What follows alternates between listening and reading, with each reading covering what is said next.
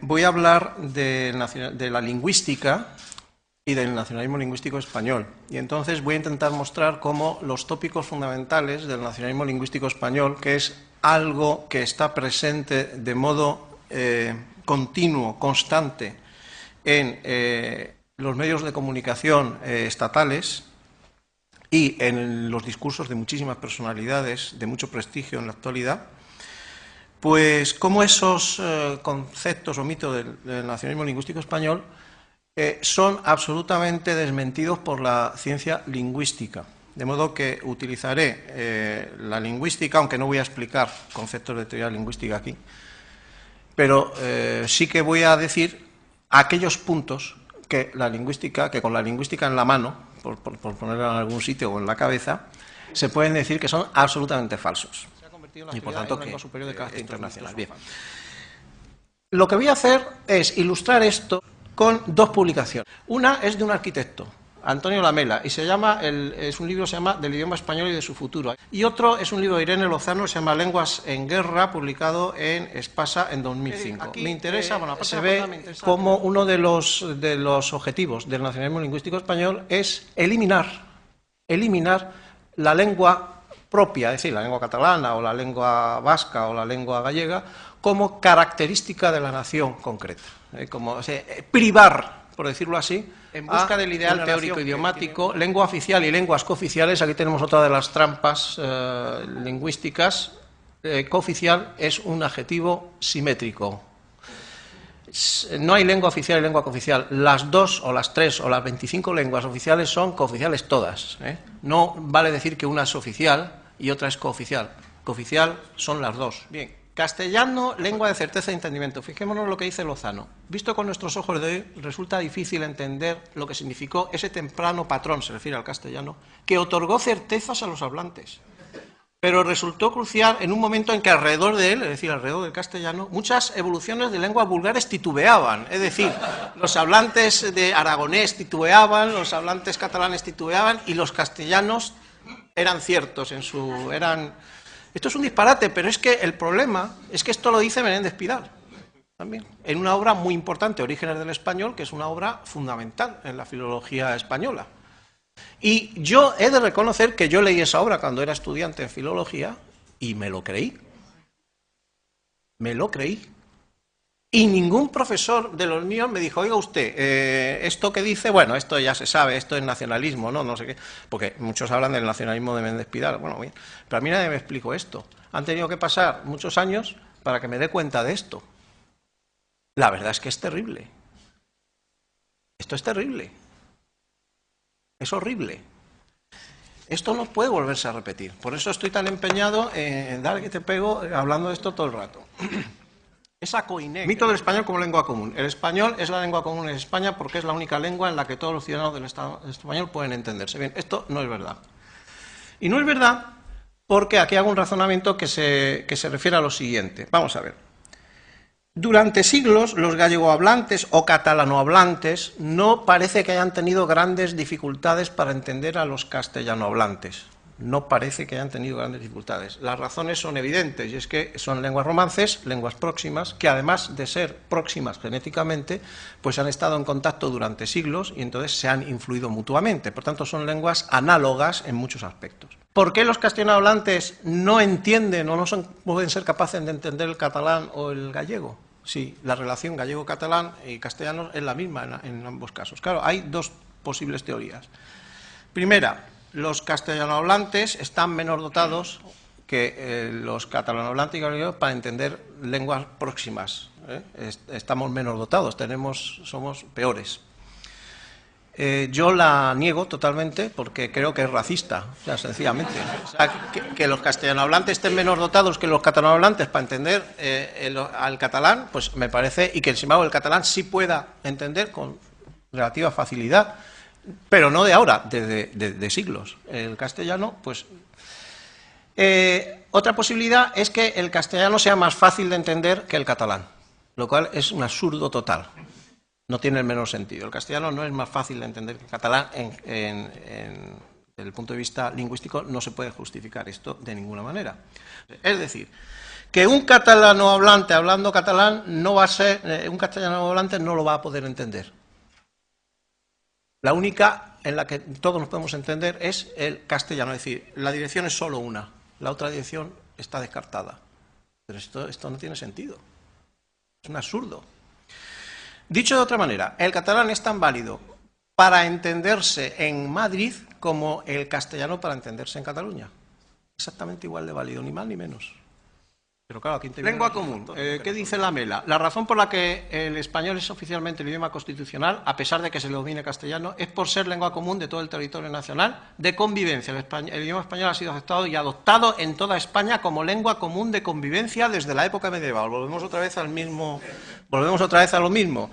En la época medieval se hablan varias lenguas, pero la única de convivencia, fijaos lo que significa la barbaridad de decir esto. La única de convivencia ha sido el castellano, las demás han sido de guerra, no sé de qué han sido. Cuando resulta que, bueno, había ejército castellano también y que hacía guerra, no era una cosa... La única de convivencia, desde la época medieval, es...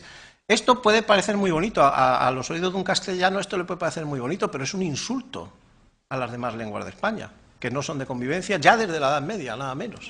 Pero bueno... Esto es indignante. Toda lengua que quiera pervivir en la sociedad, en esa estructuración social, necesita su lengua estándar.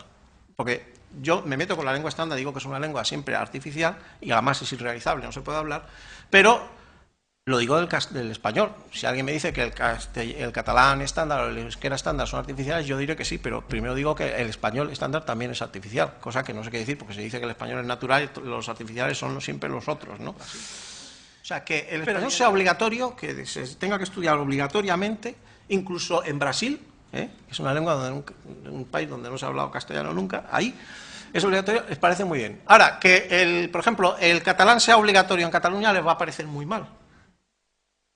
¿No? Porque, claro, el inmigrante que llega a Madrid y se le obliga a hablar en castellano, eso no es nunca impositivo, hombre, se hace por su bien, porque aprende una lengua con la que se va a poder comunicar con 440 millones de personas. Fijémonos lo absurdo de este razonamiento. Yo he calculado que hablando media hora, para hablar media hora en español con 440 millones de personas, he calculado que necesitaríamos unos 36.000 años. Evidentemente, este argumento es absurdo, pero se usa continuamente. Y es absurdo, no tiene el menor sentido. Y la gente se lo traga. ¿Por qué del español? Porque si se refiriera al catalán o al vasco, ya no. Ya la gente no tragaría diciendo, no, es que el vasco es muy tiempo porque se puede hablar con, 2 millones de personas se pueden hablar entre ellos. Méritos del español, dice Lozano, que este es un libro que se le ha dado un premio de ensayo. Lo que sostengo es que los intentos de imponer el castellano, cuando existieron, si es que existieron, que bueno, reconoce que sí, llegaron tarde. No fueron ni continuados ni sistemáticos, y se vieron obstaculizados por 1000 avatares. La prueba definitiva es la débil imposición del castellano, la dan hoy varios millones de hablantes de catalán, gallego y vasco. Claro, porque, vamos a ser sinceros, para acabar con una lengua, la única manera es aniquilar físicamente a los que la hablan. Y así se acabó con el tasmano y se han acabado con muchas lenguas en el mundo, en América, sobre todo en América del Norte, exterminando físicamente a los que la hablan, evidentemente. Luego está el exterminio cultural o etnocidio, que consiste en convencer a esas personas que lo que hablan es una porquería, no vale para nada, y que tienen que hablar y que sus creencias, su religión, su cultura, todo eso no vale nada, y que lo que vale es lo tolerable a la lengua común. La promoción de la lengua diferente del castellano es ilegítima, innecesaria, excluyente, particularista y pretende socavar la lengua común. Estos son elementos esenciales del discurso que hay en este momento instalado en la sociedad española. La obligación de conocer esas lenguas es intrínsecamente reprobable y constituye un atropello intolerable. Esto lo decía, por ejemplo, en estos términos, el Manifiesto por la Lengua Común de Sabater y compañía, que se presentó en Madrid en junio de 2008. Dice Lamela, estas palabras, esto realmente que dice aquí es muy tenebroso. Poner lenguas comunes en situación de castigo y persecución es caminar hacia atrás, es pura regresión. Es un mal para todos, es crear limitaciones regresivas. El español tiene problemas en España, es bien conocido. ante una situación que ha sido creada artificialmente, ha llegado un momento de exigir una solución al problema, pero nadie se atreve. Bueno, cuando dice nadie se atreve, ¿en qué tipo de solución está pensando este señor? Que si dijo que los castellanos habíamos renunciado al español, ¿no se estará refiriendo a que hay que prohibir, eliminar estas lenguas del mapa? ¿No es esto un pensamiento etnocida? Este es un libro que se está vendiendo en las librerías y que tiene éxito. Y luego es una lengua de exclusión. Pero claro, no se da cuenta Lozano que en la educación en castellano, en prácticamente gran parte del territorio del Estado español, ha sido siempre en castellano y ha sido exclusiva.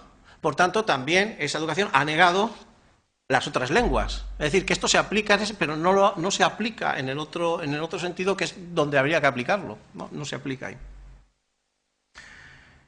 ¿Por qué? Porque el castellano es superior y entonces, aunque se enseñe solo en castellano, no hay ningún problema. Al ser una lengua superior de comunicación más apta, tal, no hay ningún problema. No, el problema es enseñar en las otras lenguas. Entonces, yo creo que con esto he mostrado que esta ideología existe, que esta ideología no se asocia a grupos de extrema derecha, ni tampoco de nacionalistas radicales españoles, ni nada de esto, sino que está instalado este discurso nacionalista, que es etnocida, retrógrado y absolutamente nacionalista, intrínsecamente nacionalista y rabiosamente y excluyente, es absolutamente excluyente. Esto está instalado en la opinión pública, está instalado en los medios de comunicación, está instalado en los discursos de las instituciones, empezando por el rey, siguiendo por el presidente del gobierno, el director de la Real Academia, el director del Instituto Cervantes, es decir, el del Ministerio de Cultura, es decir, en todos esos ámbitos, en muchos ámbitos en las universidades, en muchos ámbitos en los medios de comunicación, está instalado este pensamiento nacionalista radical y etnocida. Y esto es una cosa que creo yo que es así. O sea, que no es una interpretación mía, porque yo me limito a los discursos que hay por ahí y aplico los conocimientos lingüísticos para demostrar que esos discursos no tienen fundamento lingüístico de ningún tipo, solo tienen un fundamento ideológico. Gracias.